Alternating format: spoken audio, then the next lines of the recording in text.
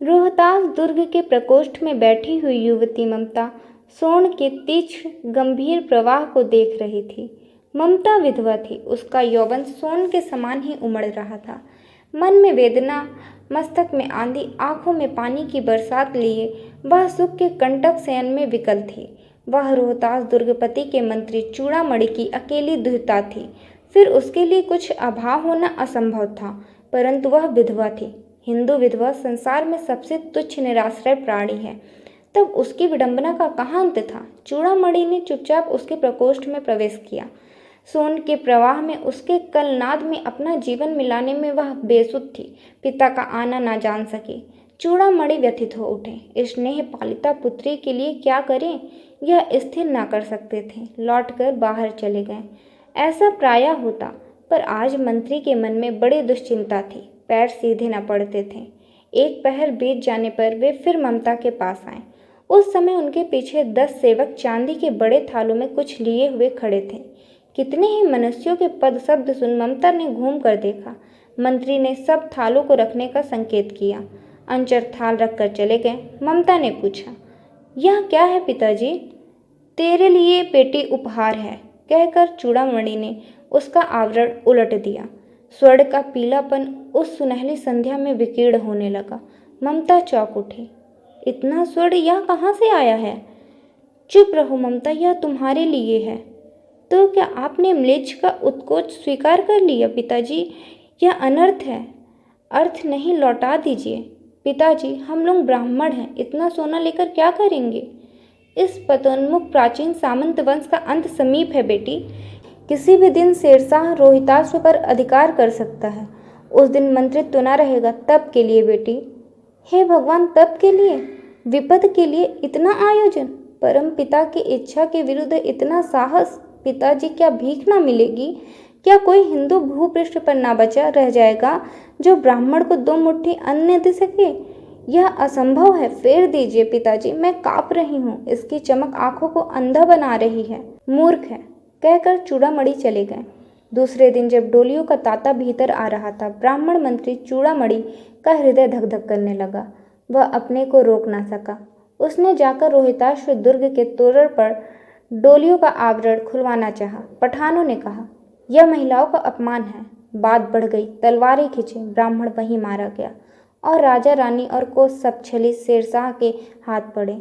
निकल गई ममता। डोली में भरे हुए पठान सैनिक दुर्ग भर में फैल गए, पर ममता न मिली। काशी के उत्तर धर्मचक्र विहार मौर्य और गुप्त सम्राटों की कीर्ति का खंडहर था। भग्न चूड़ा तृणगुल्मों से ढके हुए प्राचीर ईंटों की ढेर में बिखरी हुई भारतीय शिल्प की विभूति ग्रीष्म की चंद्रिका में अपने को शीतल कर रही थी। जहाँ पंचवर्गीय भिक्षु गौतम का उपदेश ग्रहण करने के लिए पहले मिले थे, उसी स्तूप के भग्नावशेष की मलिन छाया में एक झोपड़ी के दीपालोक में एक स्त्री पाठ कर रही थी। अनन्याश्चिन्तयन्तो माम ये जनाः पर्युपासते। पाठ रुक गया। एक भीषण और हताश आकृति दीप के मंद प्रकाश में सामने खड़ी थी। स्त्री उठी। उसने कपाट बंद करना चाहा, परंतु उस व्यक्ति ने कहा, माता, मुझे आश्रय चाहिए। तुम कौन हो? स्त्री ने पूछा। मैं मुगल हूँ। चौसा युद्ध में शेरशाह से विपन्न होकर रक्षा चाहता हूँ। इस रात अब आगे चलने में असमर्थ हूँ। क्या शेरशाह से? स्त्री ने अपने ओठ काट लिए। हाँ माता, परंतु तुम भी वैसे ही क्रूर हो। वही भीषण रक्त की प्यास, वही निष्ठुर प्रतिबिंब तुम्हारे मुख पर भी है सैनिक। मेरी कुटी में स्थान नहीं। जाओ, कहीं दूसरा आश्रय खोज लो। गला सूख रहा है, साथ ही छूट गए। इस अश्व गिर पड़ा। इतना थका हुआ हूँ, इतना। कहते कहते वह व्यक्ति धम्म से बैठ गया और उसके सामने ब्रह्मांड घूमने लगा। स्त्री ने सोचा, यह विपत्ति कहाँ से आई? उसने जल दिया। मुगल के प्राणों की रक्षा हुई। वह सोचने लगी, ये सब विधर्मी दया के पात्र नहीं। मेरे पिता का वध करने वाले आतताई। घृणा से उसका मन विरक्त हो गया। स्वस्थ होकर मुगल ने कहा, माता, तो मैं फिर चला जाऊं? स्त्री विचार कर रही थी। मैं ब्राह्मणी हूँ, मुझे तो अपने धर्म अतिथि देव की उपासना का पालन करना चाहिए, परंतु यहाँ नहीं। नहीं, ये सब विधर्मी दया के पात्र नहीं। परंतु यह दया तो नहीं, कर्तव्य करना है। तब मुगल अपनी तलवार टेक कर खड़ा हुआ। ममता ने कहा, क्या आश्चर्य है कि तुम भी छल करो? ठहरो। छल? नहीं, तब स्त्री जाता हूँ। तैमूर का वंशधर स्त्री से छल करेगा? जाता हूँ, भाग्य का खेल है, ममता ने मन में कहा। यहाँ कौन दुर्ग है, यही झोपड़ी ना, जो चाहे ले ले, मुझे तो अपना कर्तव्य करना पड़ेगा। वह बाहर चली आई और मुगल से बोली, जाओ भीतर, थके हुए भयभीत पथिक, तुम चाहे कोई हो, मैं तुम्हें आश्रय देती हूँ। मैं ब्राह्मण कुमारी हूँ, सब अपना धर्म छोड़ दे तो मैं भी क्यों छोड़ दूँ। मुगल ने चंद्रमा के मंद प्रकाश में वह महिमामय मुखमंडल देखा। उसने मन ही मन नमस्कार किया। ममता पास की टूटी हुई दीवारों में चली गई। भीतर थके पथिक ने झोपड़ी में विश्राम किया। प्रभात में खंडहर के संधि से ममता ने देखा, सैकड़ों अश्वारोही उस प्रांत में घूम रहे हैं। वह अपनी मूर्खता पर अपने को कोसने लगी। अब उस झोपड़ी से निकलकर उस पथिक ने कहा, मिर्जा, मैं यहाँ हूँ। शब्द सुनते ही प्रसन्नता की चित्कार ध्वनि से वह प्रांत गूंज उठा। ममता अधिक भयभीत हुई। पथिक ने कहा, वह स्त्री कहाँ है, उसे खोज निकालो। ममता छिपने के लिए अधिक सचेष्ट हुई। वह मृगगांव में चली गई। दिन भर उसमें से ना निकली।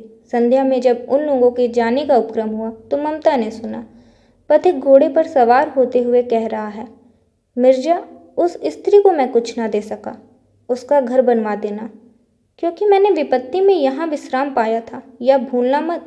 इसके बाद वे चले गए। चौसा के मुगल पठान युद्ध को अब बहुत दिन बीत गए। ममता अब 70 वर्ष की वृद्धा है। वह अपनी झोपड़ी में एक दिन पड़ी थी। शीतकाल का प्रभात था। उसका जीर्ण कंकाल खांसी से गूंज रहा था। ममता की सेवा के लिए 2-3 स्त्रियां उसे घेर कर बैठी थीं, क्योंकि वह आजीवन सबके सुख दुख की सहभागिनी रही। ममता ने जल पीना चाहा। एक स्त्री ने सीपे से जल पिलाया। सहसा एक अश्वारोही उसी झोपड़ी के द्वार पर दिखाई पड़ा। वह अपनी धुन में कहने लगा, मिर्जा ने जो चित्र बनाकर दिया है वह तो इसी जगह का होना चाहिए। वह बुढ़िया मर गई होगी। अब किससे पूछूं कि एक दिन शहंशाह हुमायूं किस छप्पर के नीचे बैठे थे। यह घटना भी तो 47 वर्ष के ऊपर की हुई। ममता ने अपने विकल कानों से सुना। उसने पास की स्त्री से कहा, उसे बुलाओ। अश्वारोही पास आया। ममता ने रुक रुक कर कहा, मैं नहीं जानती कि वह शहंशाह था या साधारण मुगल, पर एक दिन इसी झोपड़ी के नीचे वह रहा। मैंने सुना था कि वह मेरा घर बनवाने की आज्ञा दे चुका है। भगवान ने सुन लिया। मैं आज इसे छोड़े जाती हूँ। अब तुम इसका मकान बनाओ या महल। मैं अपने चिर विश्राम गृह में जाती हूँ। वह अश्वारोही अवाक खड़ा था। बुढ़िया के प्राण पक्षी अनंत में उड़ गए। वहाँ एक अष्टकोण मंदिर बना और उस पर शिलालेख लगाया गया। 7 देश के नरेश हुमायूं ने एक दिन यहाँ विश्राम किया था। उनके पुत्र अकबर ने उनकी स्मृति में यह गगनचुंबी मंदिर बनाया, पर उसमें ममता का कहीं नाम नहीं।